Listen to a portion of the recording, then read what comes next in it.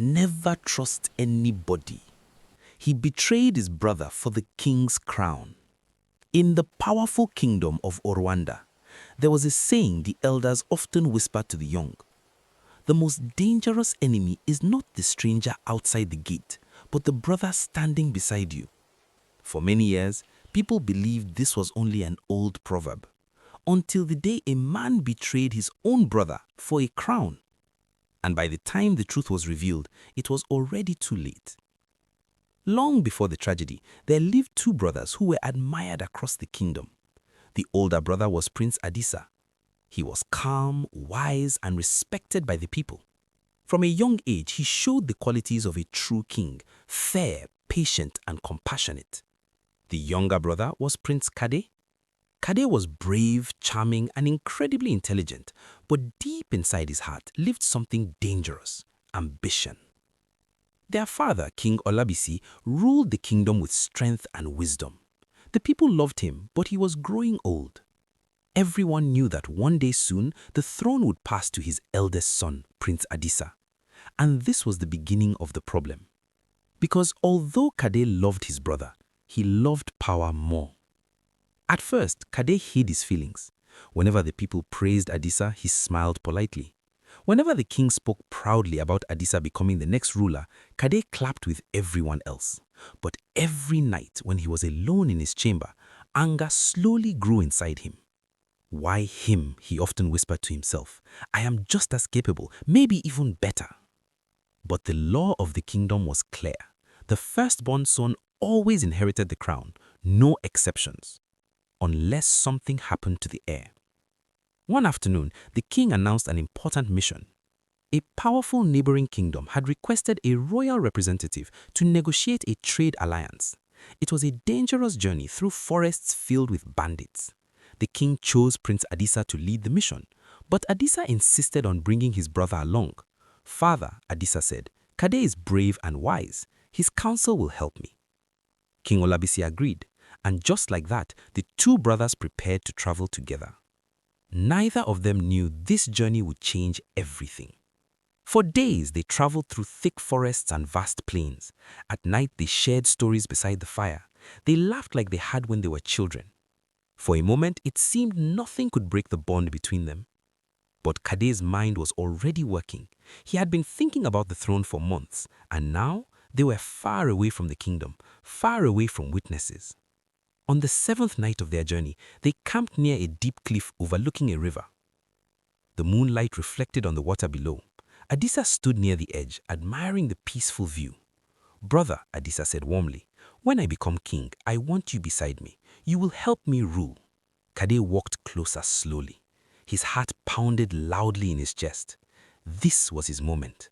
The crown was only one decision away. Adisa turned to him and smiled, but Kade did not smile back. Instead, he pushed him. Adisa's eyes widened in shock as he lost his balance. Kade! His voice echoed as he fell over the cliff and disappeared into the darkness below. Silence filled the night. Kade stood there, breathing heavily. The river roared beneath him, and for a moment, he felt nothing. When Kade returned to the kingdom alone, the entire palace was shocked. King Olabisi rushed to him immediately. Where is your brother? Kade lowered his head, pretending to be devastated. We were attacked by bandits in the forest. His voice trembled. Adisa did not survive. The palace fell silent. The king collapsed into his throne in grief. The kingdom mourned for weeks, and slowly the unthinkable happened. With Adisa gone, the next heir to the throne was Prince Kade. Months later, Kade was crowned king. The ceremony was grand. Drums echoed across the kingdom. The people cheered as their new ruler took the throne. But inside his heart, Kade felt something strange. The palace no longer felt warm. The halls felt colder. And every night, he dreamt of the cliff. He dreamt of his brother's voice. Why, Kade? He would wake up covered in sweat. But there was no turning back now. He was king. 1 year after Kade's coronation, something shocking happened. A mysterious traveler arrived at the palace gates. The guards almost refused him entry. He was dressed in simple clothes with scars on his face and body. But when he spoke his name, the guards froze. "Tell the king, Prince Adisa has returned." Adisa had survived the fall. The river below the cliff had broken his fall and carried him far downstream. A group of fishermen had found him unconscious and helped him recover. For months, he lived among them, regaining his strength. When he finally returned to the kingdom, the entire palace was stunned. King Kade's face turned pale when he saw him. The man he had betrayed was standing alive before him, and now the truth was about to come out. In front of the entire kingdom, Adisa revealed what happened that night. The crowd gasped in disbelief. King Kade tried to deny it, but his guilt was obvious.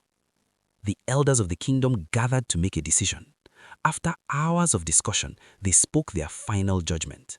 Kade betrayed his own blood for power. He is not worthy to wear the crown. The crown was removed from Kade's head and placed back on the rightful king, Adisa. As for Kade, he was banished from the kingdom forever, forced to live the rest of his life wandering the lands alone, a king who lost everything because of greed and betrayal. From that day forward, the people of Rwanda never forgot what happened, and the elders would always warn the young, power gained through betrayal will never bring peace, because sometimes the person you trust the most is the one who can destroy you.